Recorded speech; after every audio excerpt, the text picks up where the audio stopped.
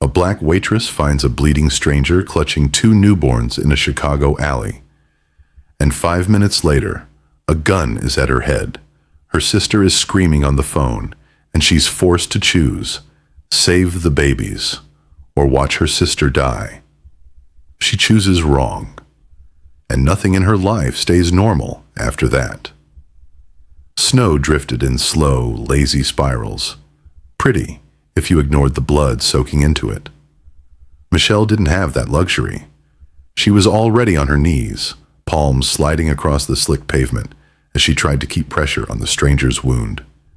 His blood was everywhere, warm, sticky, terrifying, while the twins screamed against her chest like they already knew the world was dangerous. "Hey, hey, stay with me," she whispered, though she didn't know him, didn't know why she was here, didn't know how her night flipped into a nightmare in less than 10 seconds. Then the SUVs rolled in. Black, silent, wrong. Doors slammed. Men spilled out in matching coats, their formation too clean, too deliberate for street thugs. They moved like they were trained, like they owned the night. Michelle stumbled backward instinctively, clutching the babies tighter. One man stepped forward and held out a phone. She didn't take it. He grabbed her wrist and pressed the phone to her ear. Alana's voice exploded through the speaker, sobbing, panicked, terrified. "Michelle! Michelle, help! Please!" Michelle's vision blurred. "Alana?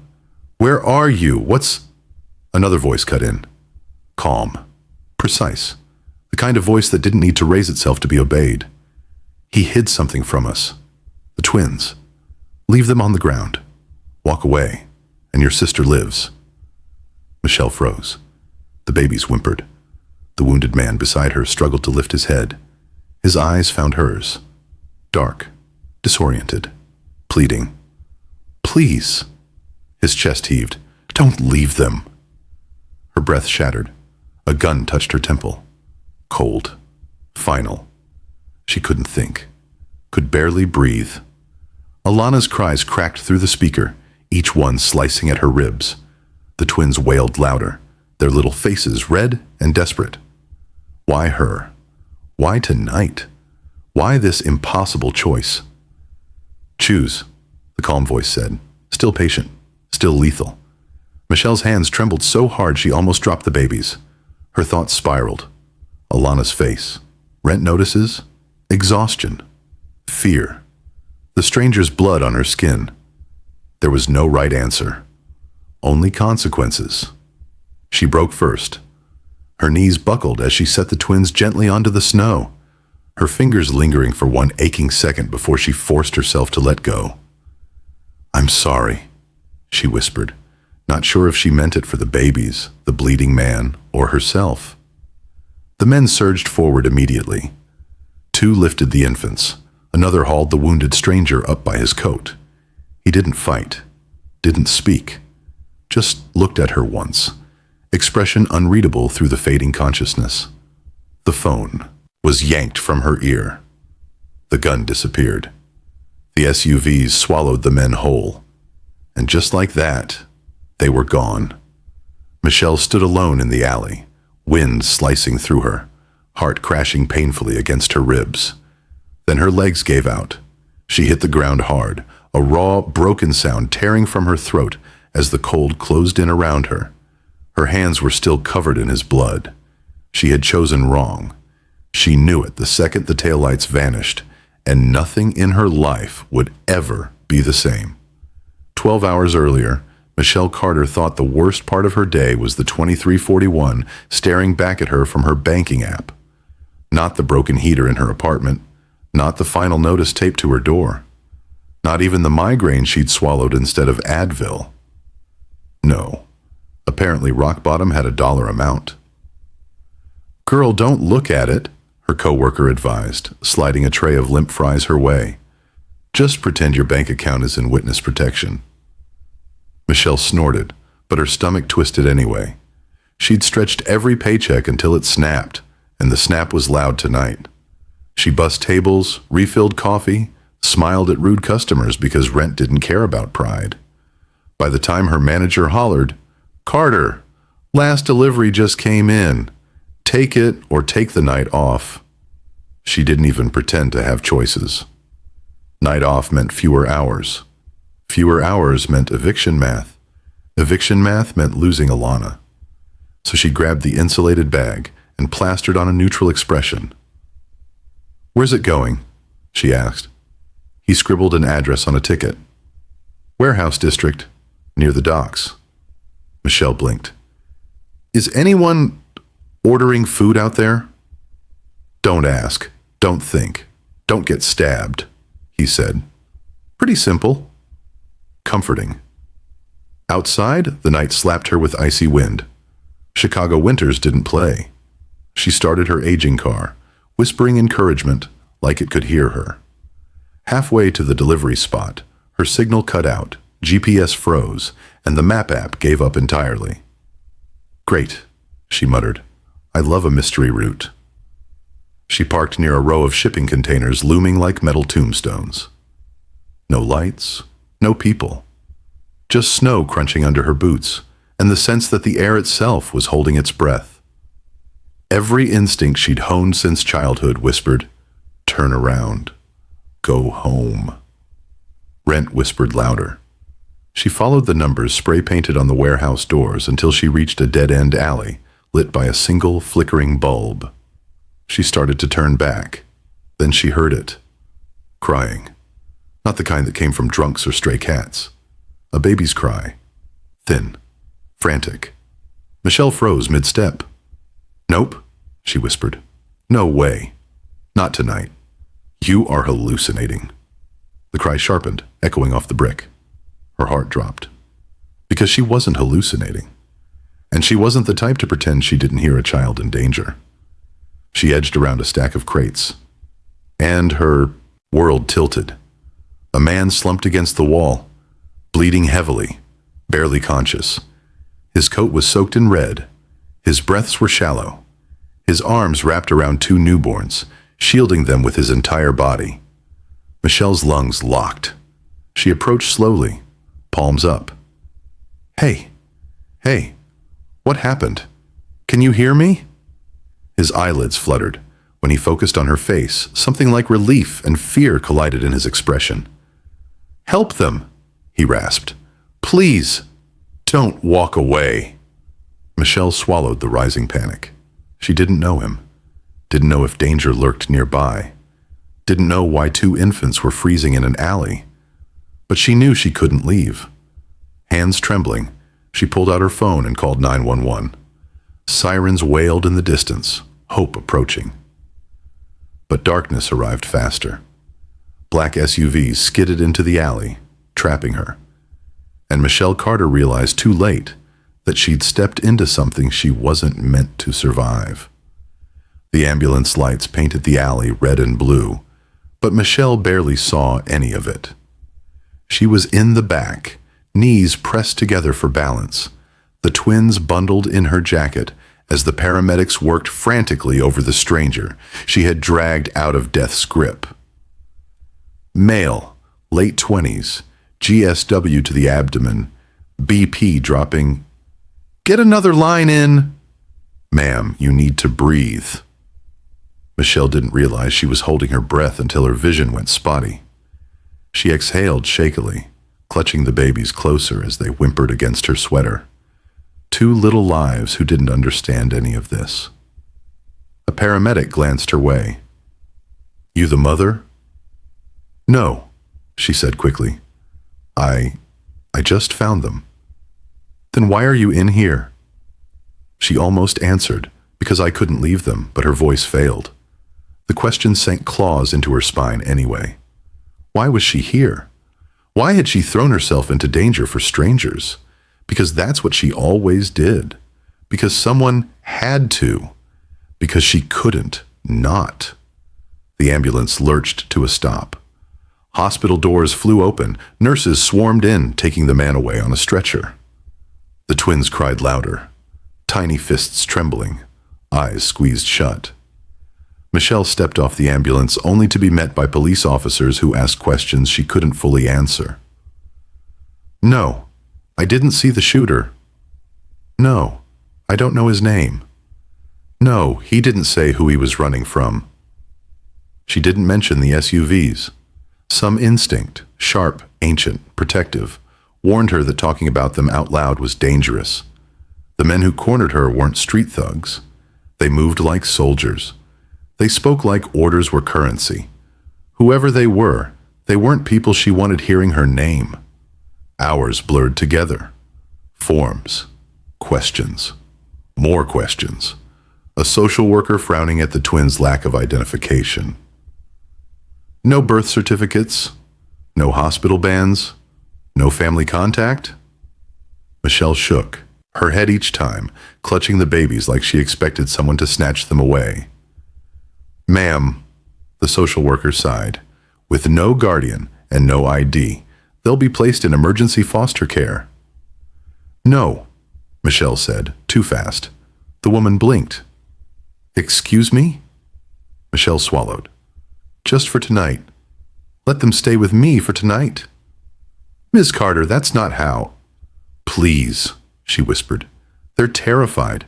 They're cold. They don't know anyone. I can take care of them until you find someone. One night. That's all I'm asking. The social worker looked at her like she was both reckless and heartbreaking. But in the end, she agreed, because children with no names and no information didn't have many options. Michelle drove home in silence. Alana was waiting at the door, hair tied up in a messy bun, wearing the oversized hoodie she stole from Michelle last winter. Her eyes widened. Shell, what did you bring home? 2 babies, Michelle said, stepping inside before she chickened out. Please don't freak out. Alana blinked at the twins, then at Michelle. Can I freak out later? Because right now I think one of them needs a diaper. Michelle almost laughed, almost cried. Possibly both. The next few hours were chaos. Improvised bottle feeding, YouTube tutorials on swaddling, Alana gagging dramatically at a diaper situation, Michelle jiggling one twin while rocking the other with her foot. The apartment felt too small, too warm, too crowded, and somehow not enough all at once. When dawn crept through the blinds, Michelle sat on the couch with a sleeping baby on her chest, exhaustion sinking like sandbags over her limbs. She hadn't realized she'd fallen asleep until the apartment door clicked softly. She jerked upright. A man stood in her doorway. Not a stranger. Him. The one from the alley. Alive. Awake. Standing. He wasn't bleeding anymore. He wasn't pale or weak. He was just quietly watching her, a baseball cap pulled low to hide his face. The baby on her chest stirred, sensing him. Michelle's heartbeat stumbled. You found me, she whispered. He nodded once. I woke up. They told me you took them. His voice was smoother than she expected, soft edges wrapped around steel. Michelle tightened her grip on the twins. Why come here? You don't know me. A beat of silence. Then, I remember your face, he said, and they're safer with you than with anyone else. His eyes lowered to the babies, something raw flickering through them. Thank you, he said quietly. Michelle didn't respond, because something in his voice didn't sound like gratitude. It sounded like the beginning of a secret. Michelle didn't open the door wider. Not yet. Not with the stranger from the alley, standing there like he hadn't almost died on her a few hours ago. He looked different now, steady on his feet. No oxygen tubes, no IV lines, no wheezing breaths.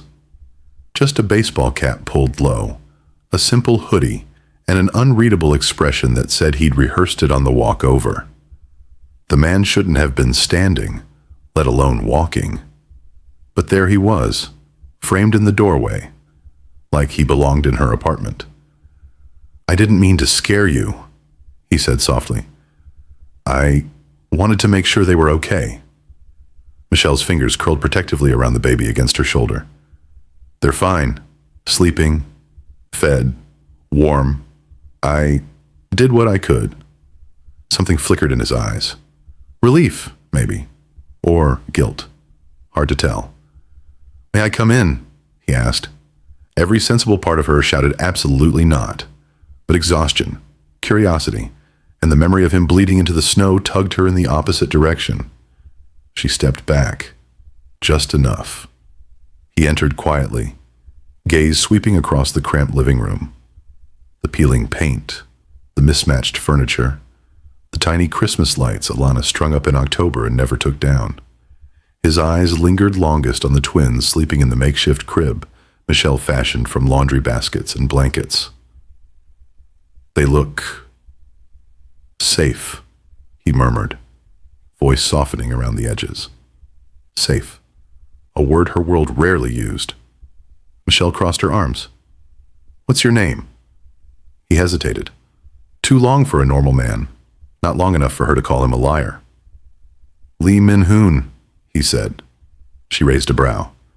Is that supposed to mean something to me? No. His jaw tightened slightly. No, it shouldn't. Translation. It probably does.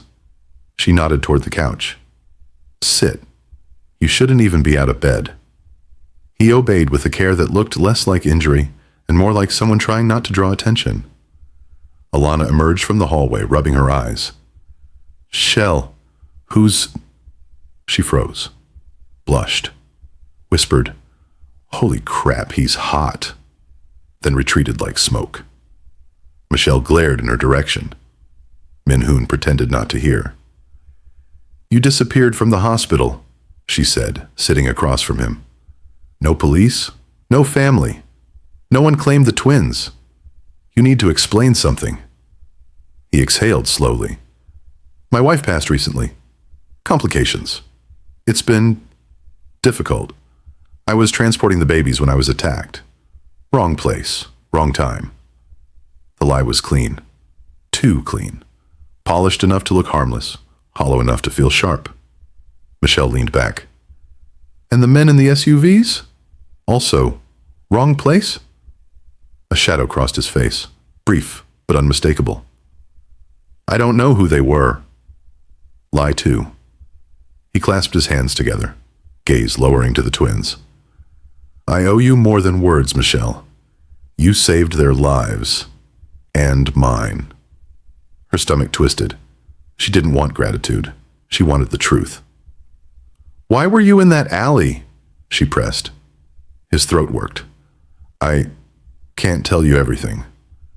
Then why should I trust you? He flinched, barely, but she saw it. You shouldn't, he admitted quietly. Not yet. Honest. Painfully honest. Somehow worse than the lies. A knock on the door startled them both. Michelle tensed instantly, instincts flaring, but it was only the landlord dropping off another rent notice, one she shoved under a stack of mail, as if embarrassment could hide it. When she turned back, Min-hoon was watching her, with an alertness that didn't match his gentle demeanor.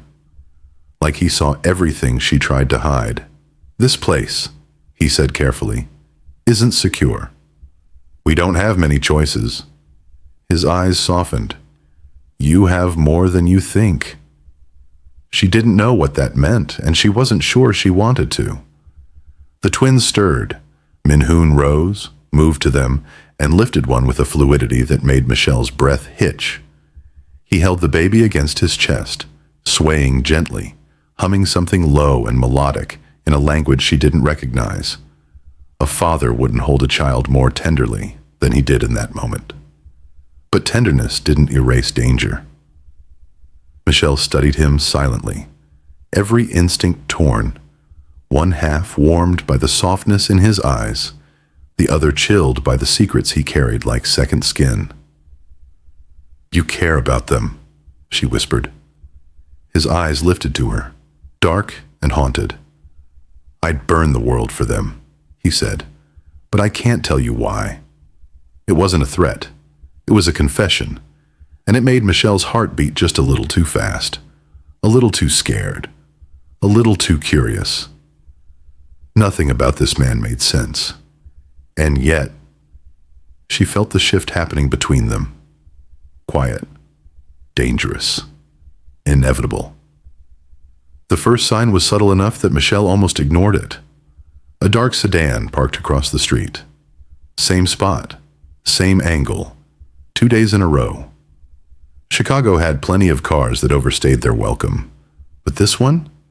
The windows were tinted pitch black, the engine never fully cold, and something in the air shifted whenever Michelle stepped outside, as if someone behind the glass held their breath. She told herself she was imagining it. Sleep deprivation, stress, too much formula powder inhalation. But the second sign erased any doubt. She returned from grocery shopping, diapers, wipes, off-brand baby formula that hurt her wallet, and found her apartment door slightly ajar. Her heart dropped into her stomach. She pushed it open slowly, listening. Nothing sounded out of place, but everything felt wrong. The air was disturbed. The shadows sat differently. Her anxiety rose like a tide. And then she saw it. One of the twins' blankets was folded in the wrong direction. Just one. Small detail. Huge message. Someone had been inside. Michelle backed up, pulse pounding violently. She called out for Alana. Thank God she was safe in her room, earbuds in, oblivious. Michelle swept through the apartment quickly, checking closets, corners, underbeds. No stranger. No intruder. Just evidence of someone careful enough not to break anything, but confident enough to move through her home like it was theirs to search. Her stomach twisted. She waited until Alana was asleep before texting. Min-hoon. We need to talk. Now. He showed up 20 minutes later, hood pulled low, steps silent. The moment she opened the door, he knew. What happened? He asked, voice low. Michelle didn't sugarcoat it. Someone was inside. He didn't react with shock. He reacted with calculation. His gaze swept the room like he was mapping weaknesses. He checked the locks, the windows, the hallway. Not frantic, methodical. When he finally faced her, something cold had settled behind his eyes. You should have called me immediately. The nerve. I didn't know I was supposed to report break-ins to you, she snapped. This isn't a random break-in. I figured that out. He stepped closer, lowering his voice. Michelle, listen to me. Someone is looking for the twins. Someone who won't stop. Fear shot up her spine, sharp and icy. She crossed her arms to hide the shaking. And they know where I live now, she muttered. Yes. His expression tightened. Because of me. She wasn't ready for that admission. It hit her like a blow. Because guilt looked real on him. Regret looked real. Danger looked even more real. Michelle forced her breath steady. What aren't you telling me, Min-hoon? He closed his eyes for a brief second, just long enough for her to see the truth. Everything. He wasn't telling her everything. This is why I didn't want you involved, he said softly. Michelle scoffed. I wasn't involved. I was walking home from work. I only became involved because you collapsed into my life. Literally. His jaw flexed. I would never have chosen you for this. Then why am I in it? She demanded. His answer came too slowly. You were the safest place for them. She froze. That's not an answer, she whispered. It's the only one I can give you right now. He wasn't lying, but he wasn't telling the truth either. Michelle turned away, pacing, adrenaline blurring her vision. I can't protect them here, not with strangers breaking in. I need to move them somewhere safe. Safe? He repeated, incredulous. There is no place safer than with me. That's the problem. she said sharply. I still don't know who you are. Min-hoon didn't flinch, but something inside him recoiled. I can't give you more yet, he said. Then I can't trust you. Silence stretched between them, tight, brittle, ready to snap. Michelle swallowed hard. Her voice dropped to something small, fragile, furious. You put them in danger. You put us in danger. I don't get to choose what comes after that. You took that choice from me. And then she made a new choice. One she didn't tell him. One that broke something between them. That night, after Min-hoon left, she packed the twins' bags quietly. She wrapped them tight, kissed their foreheads, and slipped out into the freezing air. The church safe haven 2 blocks away accepted them without question. When she walked back home alone, arms empty, chest hollow, she expected relief. Instead, guilt carved itself deep into her ribs, and she had no idea she had just crossed a line she couldn't uncross. Michelle didn't expect consequences to move fast, but danger had always lived closer to her than hope. 2 nights after she moved the twins to the church, she closed the diner alone after a late shift. The streets were quiet, unnervingly so. Chicago silence always meant something was waiting. She hugged her coat tighter, footsteps quickening on instinct. The air felt wrong, too still, too heavy. Halfway down the block, she heard it. A second set of footsteps, out of sync with hers, following. Her pulse jumped. Michelle didn't look back. She wasn't stupid, but she cut sharply into a narrow alley between 2 shuttered businesses. Bad decision. But being followed on an open street felt worse. She made it 5 steps before a gloved hand slammed over her mouth. Michelle gagged against the palm, terror exploding across her nerves. The man shoved her into the wall hard enough that her teeth rattled. Where are the babies? He hissed into her ear. Babies. Not money. Not phone. Not robbery. Not random. Her stomach twisted violently. She tried to shake her head, tried to scream, but he gripped harder, breath hot against her cheek. Tell me where the girl hid them, he snapped. Tell me, and I'll... He never finished. Gunfire cracked the air, sharp, deafening. The man's body jerked violently before collapsing at her feet. Michelle stumbled back, breath shattering, hands trembling uncontrollably. Her ears rang. Her heartbeat drowned out everything except the terror clawing up her throat. Heavy footsteps approached, confident, precise. A shadow emerged from the mouth of the alley. Min-hoon. Not the soft-spoken man with gentle hands and quiet sadness. Not the wounded stranger who whispered pleas in the snow. This version was something else entirely. He moved like a storm contained in human skin, like he had been made for moments exactly like this. His gun was still raised, smoke curling off the barrel. His face was carved from something cold and ancient. When his gaze snapped to hers, Michelle froze. Are you hurt? His voice was low, controlled. Nothing gentle remained. She shook her head, unable to find breath, or words, or sanity. He holstered the gun with a smoothness that made her realize this wasn't new to him. Violence fit him too easily. He stepped closer. She flinched. He stopped immediately, something unreadable flickering across his eyes. Michelle, he said more quietly, as if coaxing her back from a ledge she didn't know she stood on. Look at me. She did, and saw the truth she hadn't wanted. This man had been dangerous long before she met him. Why are they after the twins? She choked out. His jaw tightened. Because they're leverage. Leverage for what? Silence. She swallowed hard. Who are you, Min-hoon? He looked away, just for a second, but it was enough. Someone you shouldn't have crossed paths with, he said softly. Someone who should have stayed a stranger. Too late, she whispered shakily. His eyes lifted to hers. Something broke in them. Just a crack. Michelle, the truth will hurt you. Then hurt me, she snapped. I'm already in this. You dragged me into this. He stepped closer, the streetlight catching the sharp line of his jaw, the shadows beneath his eyes. I am the head of the Korean syndicate in Chicago. Her breath fled.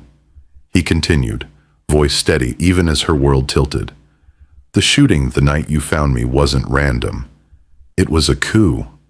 They wanted me dead, and the twins with me. Michelle's hands shook. But why the babies? They're not mine, he said quietly. They're my sisters. She refused to let the syndicate use them for political leverage. She tried to run. Michelle covered her mouth. Tried? He nodded once, grief flickering through his expression like lightning behind clouds. They killed her, and now her killers want her children. Michelle felt sick. Everything clicked and shattered at the same time. You lied, she whispered. You lied about everything. A muscle in his jaw ticked.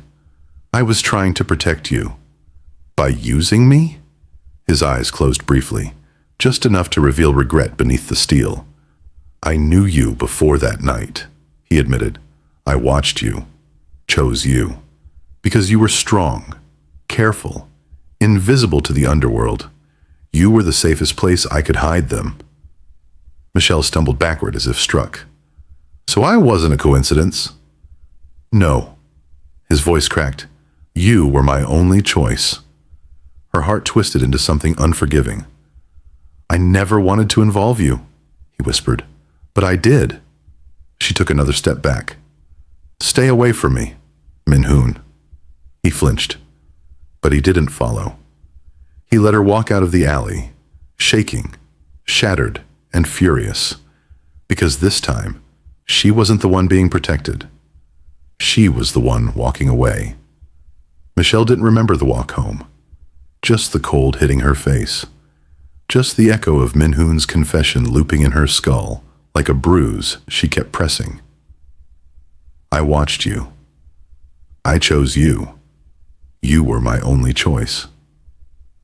By the time she reached her building, her hands were numb and her throat hurt from holding back everything she didn't have the luxury to break down about. Inside, Alana sat on the couch doing homework, legs tucked under a blanket. She looked up immediately. Shell? You're pale. What? Michelle shook her head. Not tonight. Her voice cracked. She hated that. Alana's face fell. It's about the babies, isn't it? And him. Michelle sat beside her, sinking into the cushions like gravity had doubled. I made a mistake, she whispered. Which part? Alana asked softly. Saving them? Letting him into our home? Or getting attached? Michelle scrubbed her hands over her face. Alana, someone grabbed me tonight. Alana's eyes widened. Oh my God. Shell, I'm fine, Michelle said quickly. I'm fine because Min-hoon showed up and... She swallowed hard. And killed him. Silence stretched between them. Alana stared at her sister like she was trying to process a story with too many missing chapters. Are you telling me he's dangerous? Michelle laughed, a broken, exhausted sound. He's everything. Dangerous, protective, manipulative, loyal, terrifying. I don't know how to hold all of that. And the twins? They're not his, she whispered. They're his sisters. She died. People want the babies. Alana's hand flew to her mouth. Oh God. Michelle nodded. He used me, Alana. Watched me. Picked me because I looked safe. Alana stared at her for a long moment. Shell, I hate to say this, but you are safe. Safe for other people, I mean. You always have been. Michelle didn't want to hear that. Not tonight. She stood abruptly and walked to her room, needing walls between her and the world for just a moment. She closed the door softly and pressed her forehead to it. But peace didn't come. Her phone buzzed. A text from Tasha, her coworker, her friend since high school. "Hey girl, you home? Need to talk. Emergency." Michelle frowned. Tasha rarely used the word emergency. She dialed her immediately. Tasha answered on the first ring, voice shaky. "Michelle, I didn't know what else to do." "What's wrong?" "I got offered money," Tasha whispered. Michelle stiffened. "Money for what?" "For information. About you." A cold spike lanced through her spine. "Who asked?" "I don't know. They didn't tell me their names. Just that they knew you took in some babies and they wanted to know where you kept them." Michelle sank onto the bed. "Tasha, I swear I didn't tell them anything," Tasha said quickly. "But they knew you weren't keeping them at home anymore. They said someone saw you take the twins out." Michelle's throat tightened. Of course they knew. Of course they were watching. "Tasha, did they offer a lot?" she asked quietly. $5,000, Tasha whispered, breaking. "I'm so sorry. I didn't take it. But my mom's surgery. Michelle, I almost..." Michelle closed her eyes, chest aching. "You didn't betray me." But someone else had. Because the next words out of Tasha's mouth detonated Michelle's world. They said, "They already took something from you." Michelle's breath fled. "What do you mean?" Tasha hesitated. "They said you'd understand soon." Michelle hung up mid-sentence and bolted out of her room so fast Alana jumped. "Shell? Where's your phone?" Michelle demanded. "Charging in my room." "Why?" "Where's your backpack?" "Shell, what's happening?" Michelle grabbed her shoulders. "Alana, where were you today after school?" Alana blinked. "I walked home." "Why?" "Michelle, you're scaring..." "No." Michelle's voice cracked open. "No, you walked home yesterday. Today, you texted me you were staying late for tutoring." Alana's face drained of color. "I never sent that text." The world tilted. Michelle's heart plummeted. The betrayal wasn't Tasha. It wasn't Min-hoon. It wasn't strangers in dark sedans. It was the people hunting them. They had taken Alana. No warning. No demand. No mercy. Michelle's breath trembled out of her lungs as she realized exactly what this was. A message. A trade. A weapon. Her baby sister was gone. She had never felt fear like this, sharp enough to cut, deep enough to drown. And there was only one man who knew what to do next, the one she had sworn to stay away from. Min-hoon. Before we go on, I want to ask you something honestly. If you were Michelle right now, knowing everything she's just found out, would you go back to Min-hoon for help, or would you try to save Alana alone? Drop your answer in the comments. I really want to see how many of you would trust him after this. And if this story already has you hooked, tap like and subscribe so you don't miss what happens next. Because it only gets more dangerous from here. Alana's phone lay abandoned on her bed, screen lit with the tutoring text Michelle now knew was fake. Michelle stared at it like it might give her answers she couldn't reach, the air thickening around her until it felt impossible to breathe. Her baby sister. Gone. Taken because of choices Michelle never realized she was making. Her chest tightened. Fear, guilt, fury tangling into one choking knot. She didn't think. Didn't grab a coat. Didn't tell Alana. God, she couldn't tell Alana anything. She just ran. Down the stairs. Out the door. Into the freezing dark. Her legs burned. Her breath turned to smoke. But she didn't stop until she reached the one place she swore she'd never return to. Min-hoon's building. She slammed her fists against the door until the metal rattled, until her knuckles ached, until a shadow filled the peephole. The lock clicked. The moment the door swung open, she shoved past him. "They took her!" she said, voice breaking instantly. They took Alana, my sister. They have her. Everything inside Min-hoon shifted in an instant. His posture tightened, expression hardened, voice dropped an octave. Who took her? He demanded. I don't know, Michelle cried, but they sent someone to threaten me.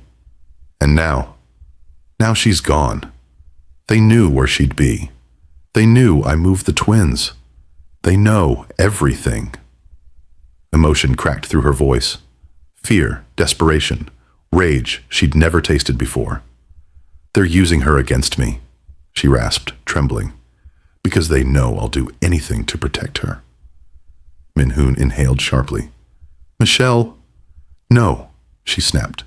Don't tell me it's going to be okay. Don't lie to me again. I don't have room for your secrets right now. A beat of silence. Heavy. Loaded. Then he nodded, jaw clenched. You're right. No more lies. He stepped closer and placed something gently in her hand. A burner phone. Answer this when they call, he said. And they will call. Michelle shook her head, tears burning hot trails down her cheeks. What do I do until then? You stay with me. The words should have comforted her.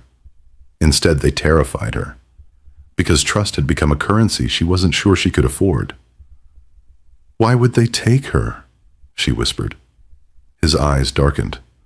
Because they realized you matter to me. That truth rang louder than any gunshot. Michelle's knees nearly buckled, but then the burner phone vibrated. One buzz, two.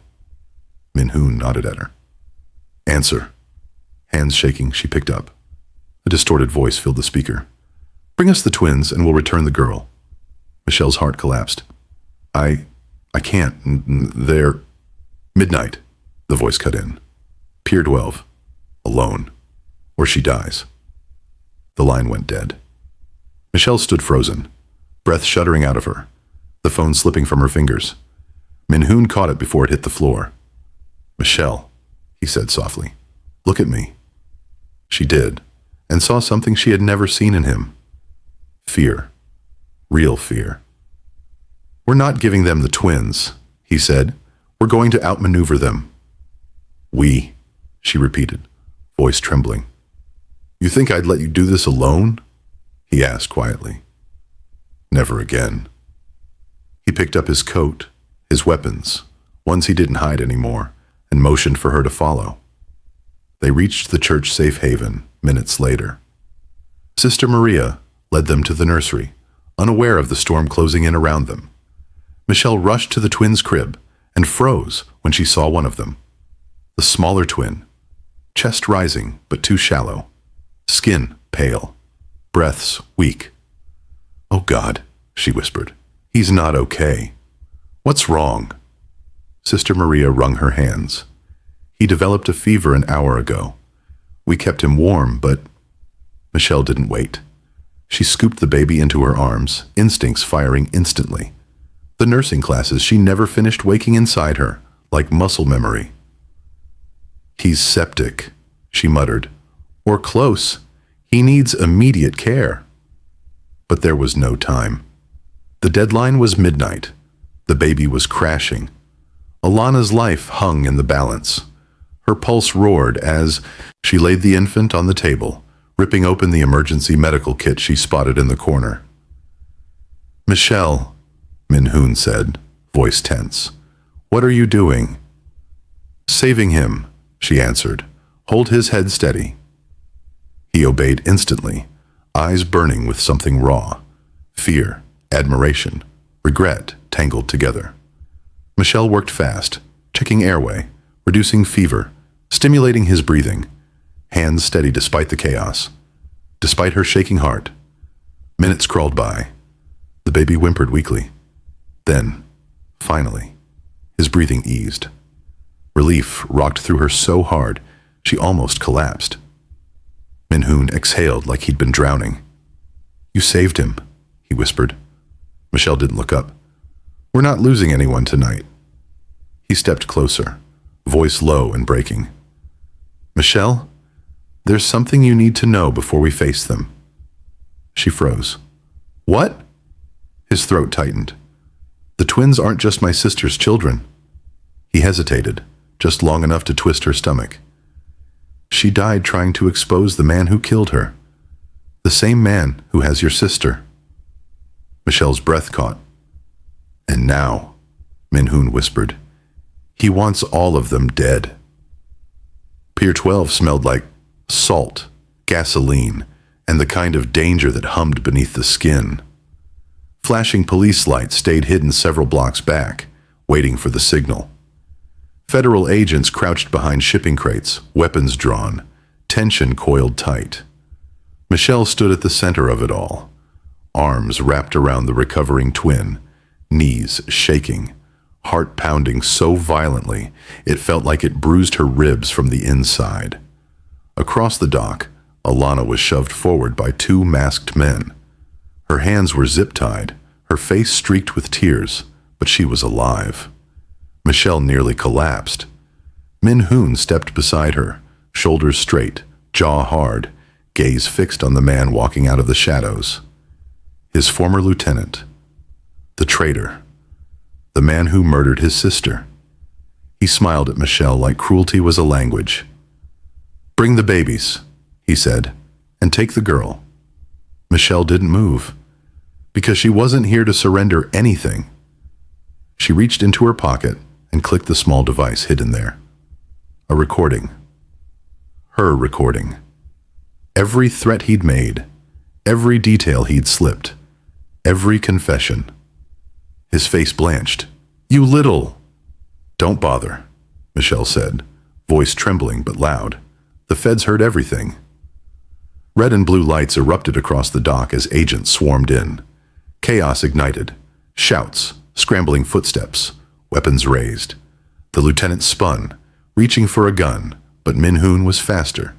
He disarmed him cleanly, pinning him to the ground with a knee pressed into his spine. The man spat curses, twisting violently. "Kill me, you coward! Finish it!" Min-hoon didn't, couldn't, wouldn't. He stood slowly, chest heaving, eyes burning with something deeper than vengeance. "No more death," he said quietly. "Not for you. Not for them. Not for me." It was the first time Michelle saw him choose a future instead of a war. Alana stumbled into Michelle's arms, sobbing. Michelle clutched her tightly, pressing her forehead to her sister's, whispering relief into her hair. The lieutenant was dragged away in cuffs. The feds secured the perimeter. Agents nodded in respect at Michelle, their unexpected key witness. And just like that, the syndicate, the monster that controlled Min-hoon's entire life, cracked open beneath the weight of truth. He looked at her then, breathing hard, eyes softening with something fragile, almost reverent. "You did that," he whispered. But Michelle shook her head, throat thick. "No," she said. "We did." 6 months later, Michelle stood in a quiet federal courtroom, palms damp, heart steady, in a way it hadn't been in years. The room smelled faintly of old paper and colder truths, ones she was finally ready to speak aloud. Min-hoon sat at the defendant's table, not in handcuffs, not flanked by bodyguards, but surrounded by federal attorneys and stacks of evidence he'd willingly surrendered. He looked smaller somehow. No empire behind him, no shadows anchoring him to the past. Just a man choosing consequences over power. When the judge called her name, Michelle walked to the witness stand with her chin lifted, the memory of snow and blood long behind her. She spoke clearly, calmly, without shaking. She told them she'd been terrified. She told them she'd been used. She told them she'd been manipulated into a war she never asked for. But she also told them the truth they weren't expecting. "I wasn't chosen because I was invisible," she said. "I was chosen because I was strong enough to survive what came next. And now, I choose who I become." Gasps scattered quietly through the gallery. Min-hoon bowed his head, eyes shining. Not with pride, but with humbled gratitude. Her testimony sealed the case. The syndicate collapsed. The lieutenant received a life sentence. Min Hoon entered witness protection. Not alone, not running, but stepping into a life he'd rebuilt from nothing. 2 months later, on a quiet coastal street far from Chicago, Michelle pushed a stroller along the boardwalk, while Alana walked beside her, wind whipping their hair. The twins, now healthy, chatty, mischievous, reached tiny hands toward the seagulls crying overhead. "Shell," Alana said, grinning. "He's here." Michelle looked up. Min Hoon stood a few feet away, dressed simply, hands tucked in his pockets, waiting the way a man waits for permission, not expectation. He'd opened a small import consulting business in town, something legal, something gentle. He never assumed his place beside her. Today, he stepped closer. "Can I stay?" he asked quietly. "Not because I saved you, not because you owe me anything, but because I want to build something honest with you." Michelle felt the ocean breeze against her cheek, heard the twins giggling, saw Alana rolling her eyes like she'd been waiting forever. She smiled, soft, steady, choosing. "Stay," she said, "because this time I'm choosing you." And for the first time, the future felt like peace. If this story hit you in the chest even a little, tell me in the comments. Do you think Michelle made the right choices? Or did love make her reckless? I read every single comment, so don't just click away. Talk to me. And if you want more Afro-Korean Mafia love stories like this, make sure you're subscribed, hit like, and share this with someone who loves dangerous romance with a soft landing. Until our next story, stay safe, stay soft, and stay a little bit dangerous.